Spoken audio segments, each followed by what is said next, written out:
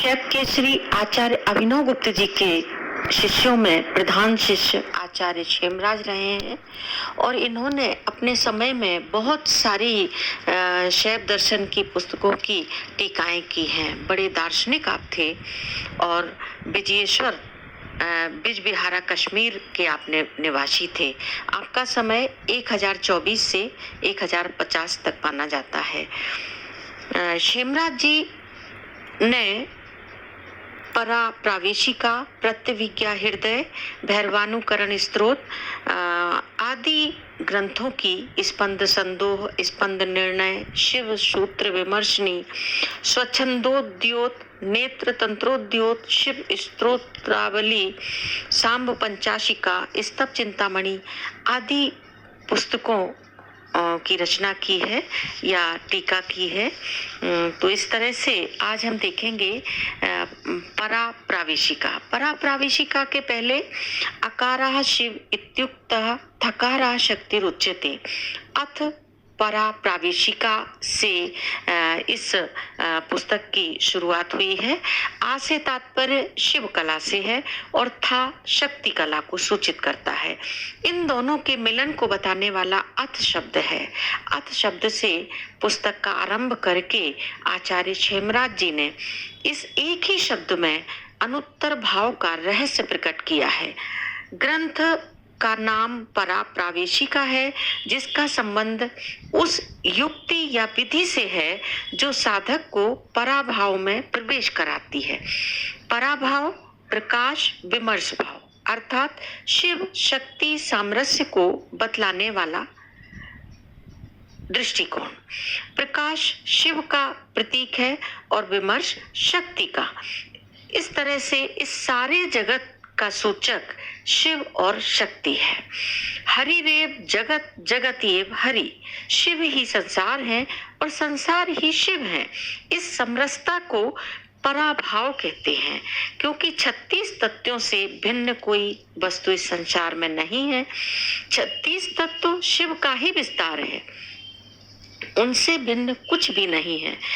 यह उसी शिव का स्वरूप है संपूर्ण जगत। इसी दशा को पराभाव कहते हैं। पराभाव का उल्लेख करके जगत के व्यवहार में आने वाली अन्य दो अवस्थाओं अपरा और परापरा का ज्ञान प्राप्त करना भी आवश्यक है। अब हम देखते हैं कि ये अपरा भाव क्या है। अपरा भाव वह है जहाँ कर्ता और कर्म बिल्कुल अलग अलग हैं। जैसे अहम मैं शरीर, प्राण, बुद्धि और मैं कर्ता, और इदम यह घड़ा, यह कलम, यह ऐनक आदि कर्म है जो कर्ता के साथ किसी भी प्रकार से संबद्ध नहीं है, क्योंकि कर्ता कर्म नहीं बन सकता और कर्म कर्ता नहीं। इस अपरा भाव के कारण और कार्य की प्रधानता रहती है। यह नियम है कि जहाँ जहाँ कारण है वहाँ कार्य है, और जहाँ कार्य है वहाँ कारण। इसे हम कार्य कारण भाव भी कहते हैं, या जो यह प्रमाण और प्रमाण से लाई जाने वाली प्रमिति है वही अपरा भाव है। इस अवस्था में भिन्नता या भेद का ही भाव हमेशा छाया रहता है। इस प्रकार जहाँ भेद बुद्धि अधिक है वहाँ स्व, अपना और पराया का भाव उभरा हुआ है। जहाँ आकार, प्रकार तथा अहम भावना झलकती है वहाँ अपरा भाव है। अब हम देखते हैं कि परा परा भाव क्या है। इस भाव में आधा परा भाव है और आधा अपरा भाव है, जिसे परा परा भाव कहते हैं। इसी को भेद आभेद दशा भी कहते हैं। इसमें अपरता और परता दोनों का अंश विद्यमान है। अनात्म रूप में प्रमेय वर्ग के भासमान होने से इसमें अपरता का अंश है, तथा इदम विमर्श होने के कारण अहम विमर्श का आवरण भी लिपटा हुआ है, इसलिए इसे परता का भी अंश कहते हैं। तो इस तरह से जहाँ जगत का अंकुर फूट पड़ता है, कर्म सामने है, पर अभी अहम भाव में ही सम्मिलित है, अर्थात अंदर से अलग अलग वस्तुओं का अंकुर निकला है पर इस भिन्नता से चेतना का लगाव नहीं है। यह अहम भावना हम शरीर पर करते हैं। वास्तव में देखा जाए तो आत्म भाव से हम एक ही हैं, उसमें कोई भेद नहीं है। प्राण, बुद्धि, पुर्यष्टक और शून्य से ही शरीर की भिन्नता हमें अलग अलग दिखाई देती है। हमारा चेतना तत्व तो एक ही है। किसी सभा में उपस्थित सज्जनों से यदि हम उनका परिचय पूछें तो वे अपना परिचय देते हुए वक्ता की बातें भी बखूबी सुनते हैं और प्रश्नों का समाधान भी करते हैं। क्या परिचय देते समय उनकी चेतना अलग थी और आकलन के समय और दूसरी थी? यह चेतना आत्म रूप है या चेतना आत्म रूप में, चित रूप में सदा वर्तमान थी, जो उत्तर प्रत्युत्तर के समय प्रकट हुई। जो यह चेतना है या जो यह अपने वजूद की पहचान है या जो यह अपने विस्तार की पहचान है, वही शिव है। उसकी यह निर्बाध जान पहचान असंख्य जन्म जन्मांतरों, कल्पों, युगों और अनादि और अनंत समय की है। इसी को दूसरे शब्दों में अहम स्वरूप का ज्ञान भी कहते हैं। अहम स्वरूप यानी शिव स्वरूप। इसी को शास्त्रों की भाषा में संबित कहते हैं। यह भूत, भविष्यत और वर्तमान कल्पना से रहित है। हर समय अनुभव रूप में रहने वाला यही शाश्वत ज्ञान है। इस शाश्वत ज्ञान को धारण करने वाला शिव संबित स्वरूप है, क्योंकि ज्ञान और उस ज्ञान को जानने वाला अलग नहीं है। यह न केवल परास्पर स्तर पर अपितु लौकिक स्तर पर भी लागू होता है। हमारा ज्ञान जो हम में है वह हमारे शरीर से भिन्न नहीं है। यदि ऐसा होता तो साधारण वस्तु की तरह इस ज्ञान को हम अपनी जेब में रखकर इधर उधर भटकते फिरते। एक बात स्मरणीय है कि हमारा ज्ञान पूर्ण ज्ञान नहीं है, वह सीमित है। इसमें सर्वज्ञता नहीं है। पर शिव भाव पर ऐसा देखने को नहीं मिलता। वहां सर्वज्ञता और अनादि बोध का साम्राज्य है। वही संबित है। हमारा जानना ज्ञान के नाम से पुकारा जाता है, क्योंकि यह तो कम जानने की अवस्था है। इसे हम पशु भाव कहते हैं। इसका कारण बुद्धि है, जो स्वयं जड़ है। इसे आत्मा का संपर्क साथ है और एक ओर से बाहरी पदार्थ वर्ग का प्रतिबिंब पड़ता है तो दूसरी ओर से आत्म चेतना के प्रकाश के परिणाम स्वरूप हमारे ज्ञान की सीमा सीमित बन पाती है। परंतु शिव दशा में बुद्धि के स्थान पर बोध होता है, जिसका विस्तार असीम और अनंत है। इसी अवस्था को संबित भाव कहते हैं। यह संबित भाव प्रकाश शिव का स्वभाव है। स्व और भाव अपनी सत्ता है। यही संबित शक्ति पर भैरव का अक्रम स्वातंत्र है, अर्थात वह स्वतंत्र शक्ति है जो किसी क्रम की परवस्ता से रहित है। यह प्रकाश आत्मा परमेश्वर न पुरुष है न स्त्री है। यह केवल विश्वात्मक स्तर पर ज्ञान और क्रिया शक्ति का स्पंदन है। यही शक्ति इस सारे विश्व में सृष्टि, स्थिति, संहार, विधान और अनुग्रह, ये 5 कर्म बिना क्रम के एक ही समय एक साथ करती है। जैसा देखने में आया है कि किसी स्थान पर 10 बजे प्रातः कोई बच्चा पैदा होता है, उसी समय दूसरे की मृत्यु होती है, उसी समय तीसरे की पुष्टि होती है, उसी समय कोई मूर्छा भाव का शिकार होता है, उसी समय कोई शक्तिवाद का पात्र बन जाता है। इस प्रकार ये पंचकृत 5 कर्म शिव किसी क्रम से अलग अलग नहीं करता, अपितु शिव भाव में ये सारे कर्म युगपत होते रहते हैं। क्योंकि शिव प्रकाश अनुभव है, वह वर्तमान है, वह न भूत है न भविष्यत है, वह संबित भाव है, वह विश्वोत्तीर्ण भी है विश्वमय भी है, क्योंकि आनंद की अवस्था में रमण करने वाले के लिए विश्वमयता ही वैसी ही आनंदपूर्ण है जैसी कि विश्वोत्तीर्णता। स्मरण रहे कि विश्वमयता का पूरा बहिष्कार करने से अखंड आनंद की प्राप्ति नहीं होती, अपितु विश्वमयता को और उसमें पाई जाने वाली दुख रूपता को स्वरूप का विकास समझकर उसमें भी आनंद और रसमयता प्राप्त करने से ही आनंद प्राप्ति हो सकती है, क्योंकि विश्वोत्तीर्णता और विश्वमयता एक दूसरे के बिना अधूरी है। इसलिए कहा गया है, विश्वात्मिकाम तदुत्तीर्णाम हृदयम परमेशितुम परादि शक्ति रूपेण स्फुरन्ति संविदम नुमः।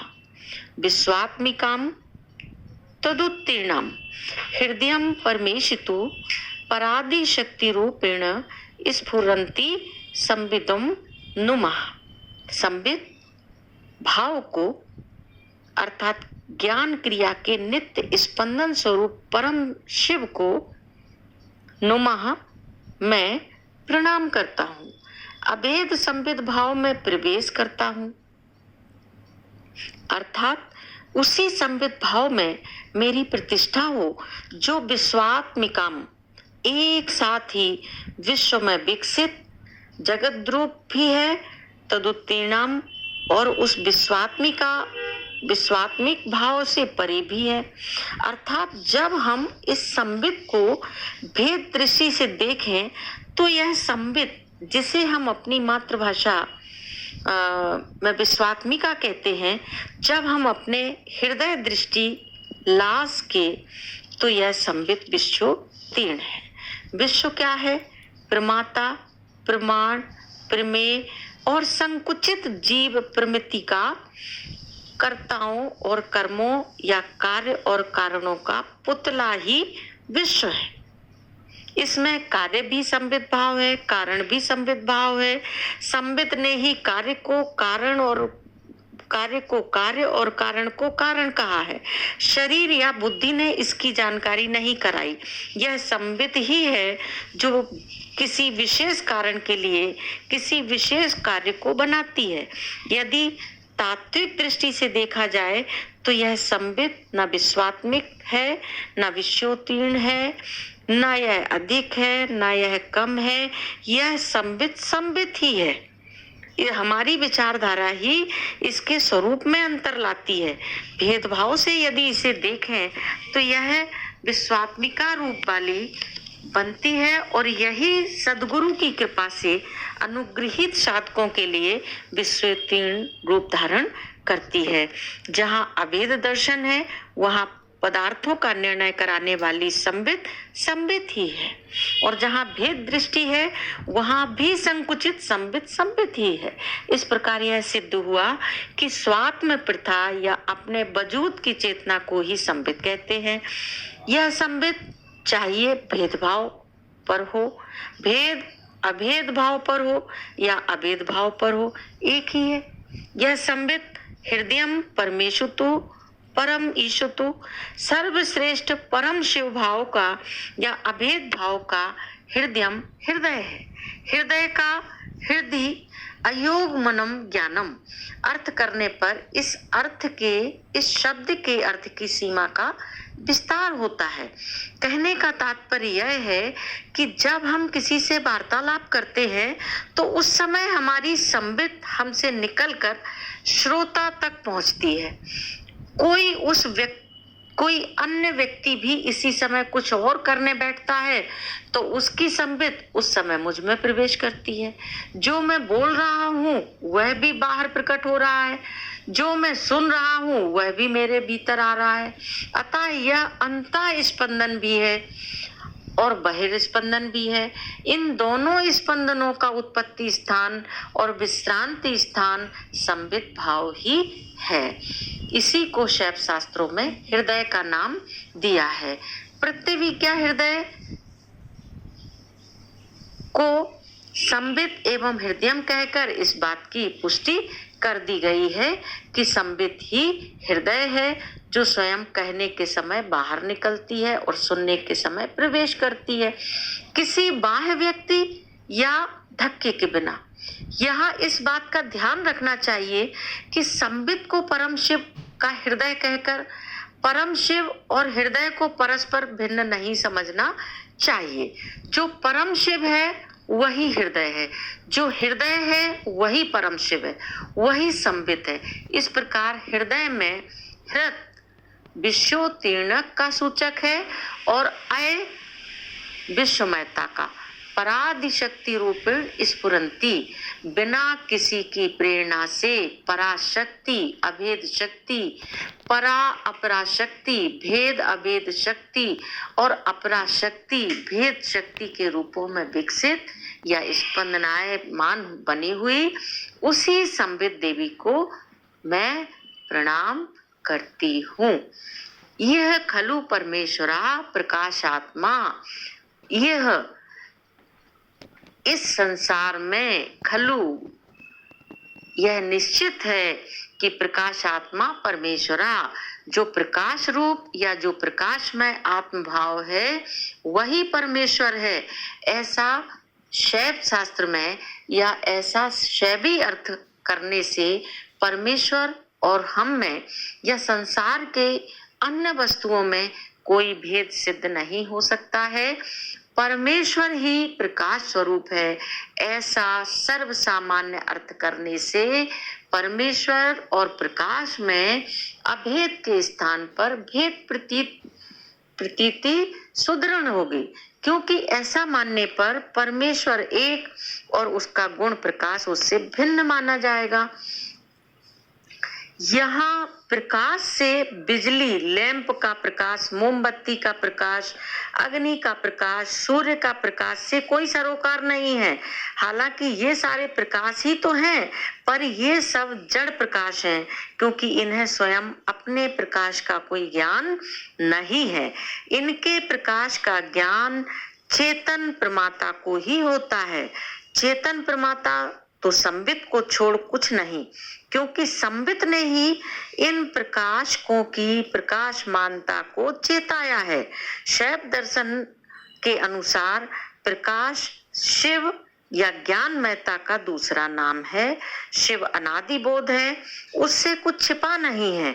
अनंत काल की अनंतता के आवरण ने इसके ज्ञान को ढका नहीं, जिससे देश, काल, आकार, स्मृति आदि की सीमा को इसने लांघ दिया है। प्रकाशश्च विमर्श स्वभावा, इस प्रकाश आत्मा परमेश्वर शिव की सत्ता, शिव का अपना वजूद विमर्श है, जो इच्छा ज्ञान क्रियात्मक है। मतलब यह है कि विमर्श प्रकाश से भिन्न नहीं और प्रकाश विमर्श से भिन्न नहीं।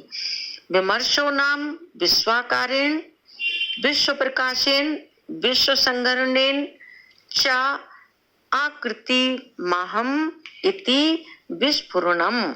इस परम शिव को ज्ञान क्रिया की स्पंदना में ज्ञान क्या है और क्रिया क्या है, शिवत्व का विकास करना एवं विश्व को बनाना ही आत्मभाव का विकास है। इस विश्व रचना में कोई निर्धारित नीति है। विश्वाकारेण, पहले विश्व का संबित में ही आकार चिंतन, फिर विश्व प्रकाशन, विश्व का प्रकाशन, अर्थात आवश्यक निर्माण के साधनों को इकट्ठा करके विश्व रचना का विधान, फिर विश्व संगरणेन च, विश्व का संहार, अर्थात इस अपने से ही विसृष्ट विश्व को अपने में ही संहार या समेटना। इस प्रकार परम शिव को हर समय एक साथ ही विश्वाकार, विश्व प्रकाश और विश्व संहरण के रूप में अकृत्रिम माहम, स्वाभाविक या आत्मिक अहम भाव की स्पंदना अहमेव विश्व रूपेण अवभाषे, मैं ही विश्व रूप में भाषित हो रहा हूँ, को विमर्श कहा गया है। इसी का दूसरा नाम स्वभाव है, अतः स्वभाव रूप में अपना विस्तार सभी में देखना ही विमर्श है। इसे छोड़ अन्य किसी की प्रतीति इसमें नहीं होती। यही प्रकाश विमर्श की स्पंदना है। इसीलिए कहा है कि आत्मा चैतन्य स्पंदन, चैतन्यम आत्मा। चैतन्य क्या है? इच्छा, ज्ञान, क्रिया रूप स्पंदना पर स्वतंत्र भाव, वही आत्मा है। खाली ज्ञान या क्रिया को आत्मा नहीं कह सकते। तो इस प्रकार से परा प्रावेशिका में शिव के संबित और विमर्श रूप का विशदता से वर्णन किया गया है। यदि निर्विमर्शा स्यात् अनीश्वरो जड़श्च प्रसज्येत। यदि यानी अगर निर्विमर्श स्यात् प्रकाश में किसी अवस्था में विमर्श नहीं होता तो वह अनीश्वर, कर्तुम अकर्तुम अर्थात कर्तुम की शक्ति वाला नहीं होता। शक्ति के अभाव में जड़श्च, वह जड़ होता है जिसको ना कोई विमर्शता या ना कोई क्रियाशीलता होती, तो वह प्रकाश जड़ और अनीश्वर होता है। अतः प्रकाश की पहचान विमर्श है। अथवा ऐसा भी कह सकते हैं कि यदि प्रकाश आत्मा शिव कभी विमर्शहीन होते तो ईश्वर न माने जाने वाले विमर्श रहित जड़ रूप सूर्य आदि प्रकाश भी ईश्वर माने जाते।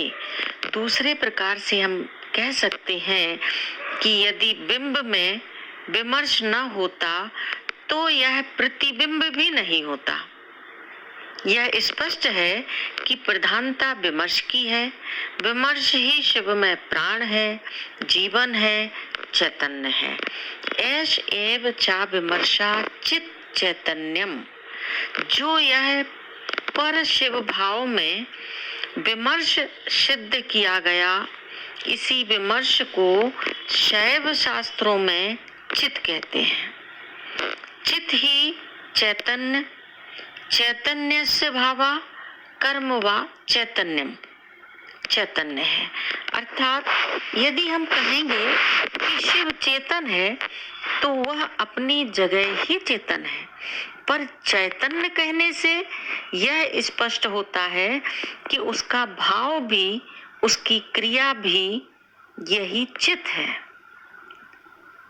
शिव अपने अंगों के समान ही तीन जगतों के समेत चैतन्य पूर्ण है, जिसका रूप यही विमर्श है। इसी चैतन्य को स्वरसोदिता परावाक, स्वरसोदिता परावाक, स्वयं उदित परावाक या परावाणी कहते हैं। परावाक या परावाणी शिव की वाणी को कहते हैं, जो हर समय रूप में स्फुरायमान होती है। वही विमर्श है। हम सब कुछ वाणी या शब्दों से ही करते हैं। यदि हम अंदर ही अंदर मन में कुछ सोचने लगते हैं तो उस समय शब्दों की स्पंदना होती है। शिव भूमिका पर भी इसी तरह जो स्पंदना होती है वह स्वरसोदिता अर्थात हर समय हर रूप में स्फुरायमान होती है। इसी को विमर्श कहते हैं। इसी विमर्श को स्वातंत्र्यम परात्मनो मुखम ऐश्वर्यम कर्तृत्वम स्फुरिता सारम सारा हृदयम स्पंदा इत्यादि शब्दे राग में शुद्धारोचते। स्वातंत्र्यम स्वातंत्र कहते हैं। जगत भाव स्वातंत्र से ही बनता है। यह सारा जगत स्वातंत्र शक्ति है। संबित भाव ही स्वतंत्र है। परमात्मनो मुख ऐश्वर्यम प्रकाश में परम शिव का सबसे बड़ा ऐश्वर्य यही विमर्श शक्ति है। कर्तुम अकर्तुम अन्यथा कर्तुम वा समर्था, कुछ करने, बिगाड़ने या काया पलट करने की क्षमता को रखना भी इसी विमर्श शक्ति का महात्म्य है। स्फुरता, स्फुरणस्य भावा इति स्फुरता, अर्थात परम शिव का स्पंदन स्वभाव भी इसी विमर्श शक्ति को कहा जाता है। इसी विमर्श शक्ति को परमात्मा का सार भी कहते हैं। इसी विमर्श शक्ति को विश्व प्रतिष्ठा स्थान होने के कारण हृदय भी कहते हैं। परातिंसिका में कहा गया है, चतुर्दशयुतम भद्रे तिथि शांत समन्वितम तृतीयम ब्रह्म शृणोसि शुश्रोणि हृदयम भैरवात्मना।